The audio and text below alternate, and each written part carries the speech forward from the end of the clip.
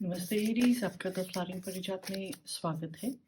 ये आपकी 28 जनवरी से लेके 11 फरवरी तक की जनरल टारो रीडिंग्स हैं, जहां हम आपके फोर्टनाइट की एनर्जी, वहां आने वाले चैलेंजेस और आउटलुक को देखेंगे। साथ ही आपके चैलेंज को फेस करने के लिए कोई मेंटल एड या मंत्र और एक्शन के लिए एक कार्ड। तो एरीज, आपके पास दो दो नंबर 2 के कार्ड्स आए हुए हैं। किसी तरह की पार्टनरशिप, कोई बैलेंसिंग एक्ट हो सकती है, कोई कोलैबोरेशन या सपोर्ट की बात हो सकती है। मगर साथ ही आपका जो मेजर आर्काना का कार्ड है वो द डेविल का है, और बाकी दो कार्ड्स भी सोड्स सूट के थोड़े से मेंटल टेंशन वाले कार्ड्स हैं। तो ओवरव्यू में आपका जो फुटनाइट है वो अच्छा रहेगा, एनर्जी अच्छी है। मगर कोई पुरानी बात, कोई पुराना पार्टनर या आपके कोई पुराने डर स्पॉइल स्पोर्ट प्ले कर सकते हैं। शुरू करते हैं आपकी फोर्टनाइट की एनर्जी से, जहाँ की कार्ड आए हैं 2 ऑफ कप्स। तो जैसे आप देख सकते हैं, ये जो कार्ड है एक बड़े ही अच्छे मोमेंट को, पीसफुल मोमेंट को डिपेक्ट करता है। तो इस फोर्टनाइट आपके सामने कोई कोलैबोरेशन या पार्टनरशिप का प्रपोजल आ सकता है। किसी तरह का एक पॉजिटिव चेंज हो, या आपको कोई एक ऐसा व्यक्ति मिल सकता है, कोई एक ऐसी एक्टिविटी मिल सकती है जहाँ आप अपने टैलेंट को या अपनी फीलिंग्स को शेयर कर सकते हैं, शोकेस कर सकते हैं।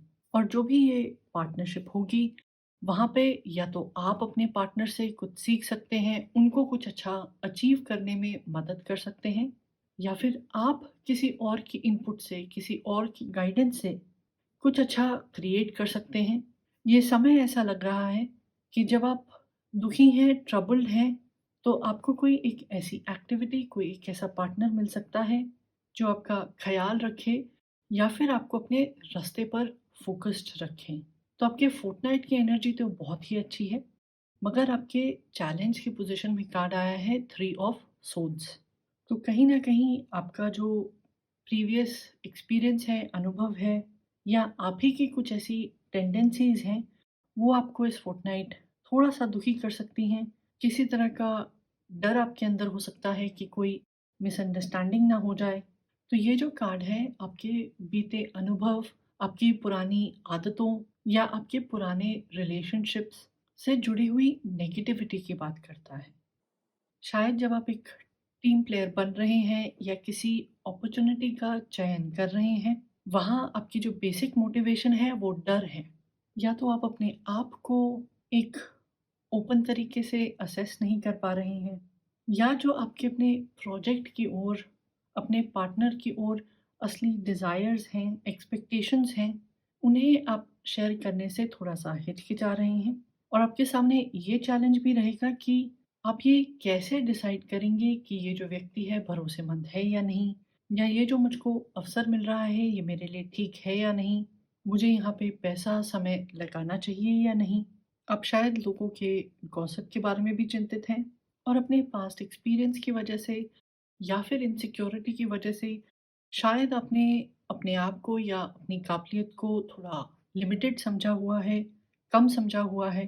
तो आप अपने आप को अंडर एस्टिमेट कर रहे हैं, या फिर किसी और का अप्रूवल लेने के लिए उनको ज़्यादा ही ओवर प्रॉमिस कर रहे हैं। और क्योंकि आपके चैलेंज को एड्रेस करने के लिए मंत्रा में कार्ड आया है द डेविल का, कहीं न कहीं आपके ज़हन में ये ख़्याल भी है कि आप फिर से किसी के बहकावे में ना आ जाएँ, या आपके शब्दों को लेके, आपकी इंटेंशंस को लेके किसी और में कोई गलतफ़हमी पैदा हो। तो जो ये डेविल का कार्ड है, एक तरह से किसी न किसी एडिक्शन के बारे में बात करता है। कहता है कि शायद शुरू की वो जो एक्साइटमेंट होती है, वो आपको ज़्यादा पसंद है। अभी के अभी रिज़ल्ट मिल जाए, काम करे बिना किसी तरह का रिवॉर्ड मिल जाए, या फिर किसी रिश्ते में एक-दूसरे के ऊपर ज़्यादा ही डिपेंडेंट रहना। ऐसी कुछ टेंडेंसीज़ आपने अपने जीवन में, अपने किसी लाइफ पार्टनर में, बिज़नेस पार्टनर में नोटिस की हों, या खुद में नोटिस की हों। तो मंत्रा के हिसाब से ये कार्ड आपको कह रहा है कि जब आपको खुद पे थोड़ा-सा डाउट हो, किसी और के ऊपर थोड़ा-सा डाउट हो, तो प्लीज़ सोच लें कि आपके जो पिछले अनुभव थे, कोई पिछला इंसिडेंट हुआ था, तो कहाँ पे आप उस पैटर्न को दोबारा रिपीट कर रहे हैं, जबकि आपको उसको अवॉइड करना चाहिए। मान लीजिए कोई चीज़ आपको ज़्यादा आसान लगती है, ज़्यादा अट्रैक्टिव लगती है, तो ऐसा क्यों है? और अगर ये जो ईज़ी मनी है, ईज़ी फेम है या एक तरफ की एक्टिविटी आपको ज़्यादा अट्रैक्ट करती है या फिर आपको अपने गोल्स की तरफ एफर्ट डालने से रोकती है, तो ये कार्ड आपको कह रहा है उन साइन्स को, उन चेतावनियों को ध्यान से नोट करें। इन डिस्ट्रैक्शंस को या फिर एडिक्शंस को ना कहें और जो आपके असली गोल हैं, उनकी तरफ अपनी कमिटमेंट को बढ़ाएँ। और अगर किसी हार्ट ब्रेक के बाद, किसी तरह के धोखे के बाद या डिसअपॉइंटमेंट के बाद आप फिर से कुछ नया शुरू करने जा रही हैं, तो ये मत समझिएगा कि सब कुछ आसान होगा, फ्लो में जाएगा या जैसे आप चाहते हैं वैसे जाएगा। ज़िंदगी में प्रॉब्लम्स आएँगी, मगर आप एक अच्छी पार्टनरशिप में हैं, तो ये प्रॉब्लम्स और आप दोनों उन प्रॉब्लम्स को कैसे हैंडल करते हैं, कैसे रिएक्ट करते हैं, आपके रिलेशनशिप को या आपके बिज़नेस को और मज़बूत बनाएँगे। आपके एक्शन में कार्ड आया है टू ऑफ पेंटिकल्स, तो ये एक तरह के बैलेंसिंग की बात करता है।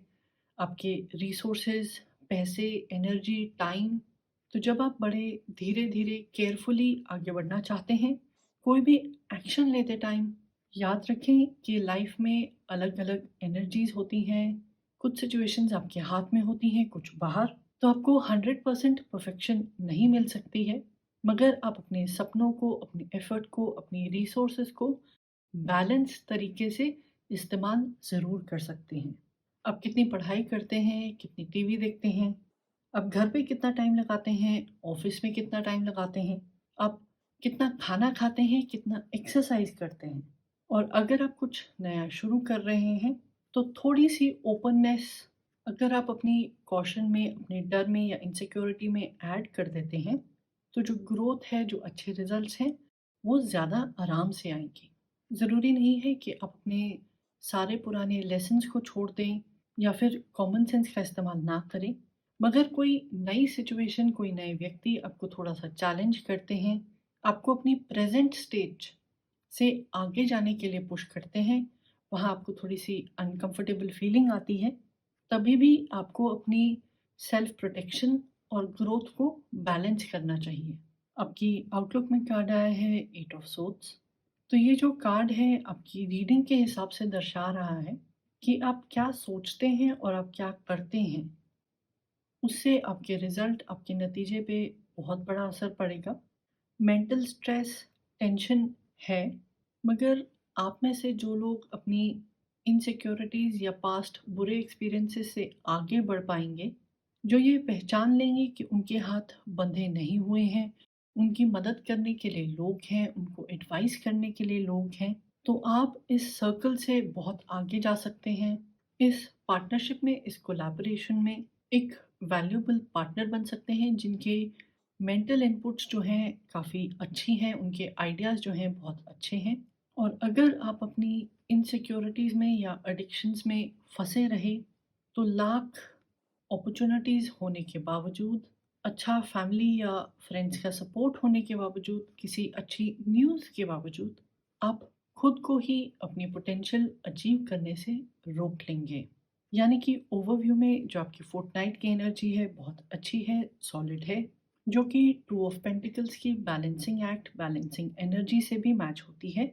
और अगर आप अपनी पास्ट एक्सपीरियंसेस से सीख ले लेते हैं, एक नई शुरुआत करने के लिए रेडी हैं, अपनी एडिक्शंस को या बुरी आदतों को पीछे छोड़ने के लिए तैयार हैं, तो आप अभी के हालात से या सर्कमस्टेंस से बाहर निकल सकते हैं। ये करना आपके लिए शायद कंफर्टेबल ना हो, पर ये उतना भी मुश्किल नहीं है जितना कि आप सोच रहे हैं।